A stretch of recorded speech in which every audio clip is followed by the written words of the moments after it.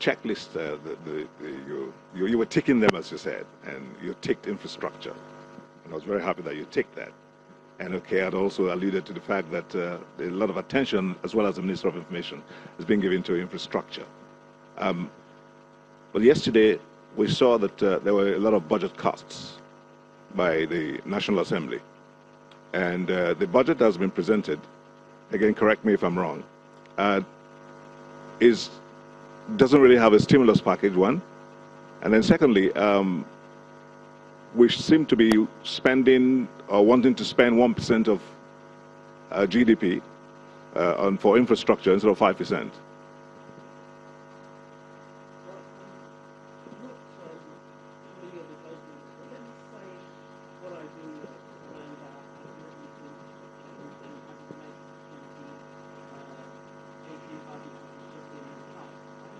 Can we pass the mic? Sorry, we seem to be having issues with the mic.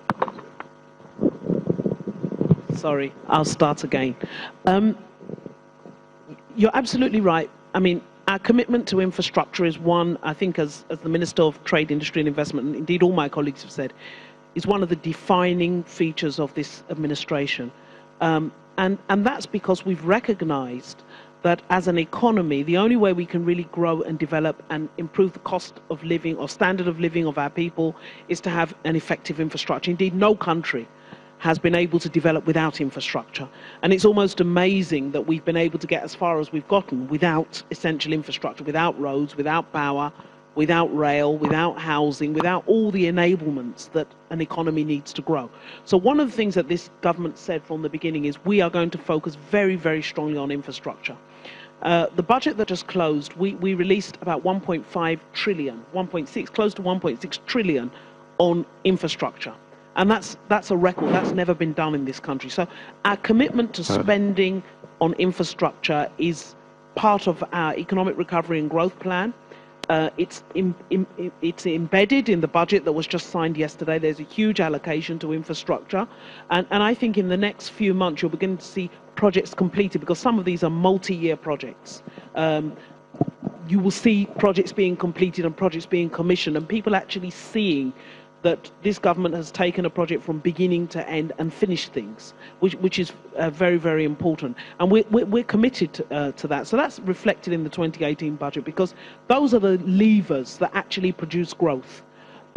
If you look at the structure of our economy, yes, and I'm sure our colleagues from the press, if you ask people, what do you know about Nigeria, they'll probably say oil. In the first 5 sentences about the Nigerian economy, we'll mention oil. But actually, oil is only 10% of our economy. And oil actually doesn't produce many jobs.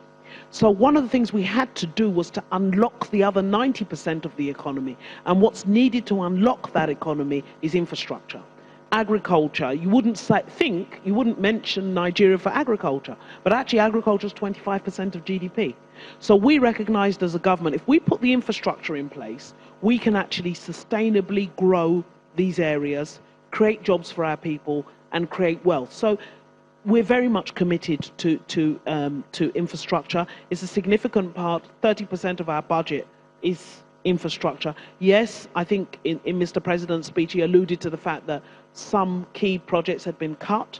We'll have to address that with the National Assembly. But the thing is, we'll work with what hasn't been cut, and we'll go as far as we can with that, because, you know, the commitment is to get these projects finished. These are major projects, potentially transformational projects in many cases. Let me just give you an example. We don't have an effective rail system, so everything runs on the roads. Now that's 2 problems. One, our roads are not brilliant, and secondly, carrying such heavy weights on the road actually damages the roads. This is the first time a government is saying we're doing roads and we're doing rail at the same time, because you can't do one without the other. When recently, as part of our fertilizer project, on our old rail system, we ran fertilizer up to Funtua in Katsina State. The difference in the cost of transport costs was 30%. So if you think about what that could do to a business, what that could do to a farmer moving his produce on the road, 30% is significant. It makes many, many businesses and enterprises and sectors of our economy viable. And that's really why this government is absolutely committed to infrastructure investment. And in addition to the money that we as government are spending, we're crowding in the private sector. We're just about to sign, it's been approved by FEC, but the President hopefully will sign it in a few days, the infrastructure tax credits, which will actually allow private sector to fix roads. We're opening ourselves up. That's never happened before. We're saying to the private sector, if you want to fix a road, you go and fix it. And we'll give you tax credits over time to recover your money. What does that do? That brings in another provider of roads. And that means that we can begin to see value for money, because at the moment, we don't have very good negotiating power with the contractors. But when you bring the private sector in and the private sector are able to drive down prices, that will produce further value, further value accretion for the economy. So we're very much committed to infrastructure. We think that's what will unlock this economy. Just yesterday, I think the MBS put out some statistics on export, and it was incredible. Export of agricultural products has gone up between this year and last year, same period, 24%. That's significant, you know, and in many parts of the country, we still have significant post-harvest losses. So if we're able to put the infrastructure in place, put storage in place, reduce post-harvest losses, we can export, we can also reduce the cost of food for our people, we can create the raw materials for industrialization. So yes, infrastructure is absolutely at the key of everything this administration is doing in order to really reposition Nigeria's economy and make us realize that, you know, really Nigeria is not about oil. Forget oil, because, you know, we only have 2 million barrels of oil a day and we're 180 million people.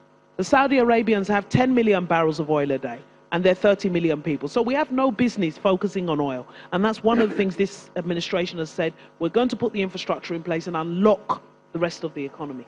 Sounds very encouraging.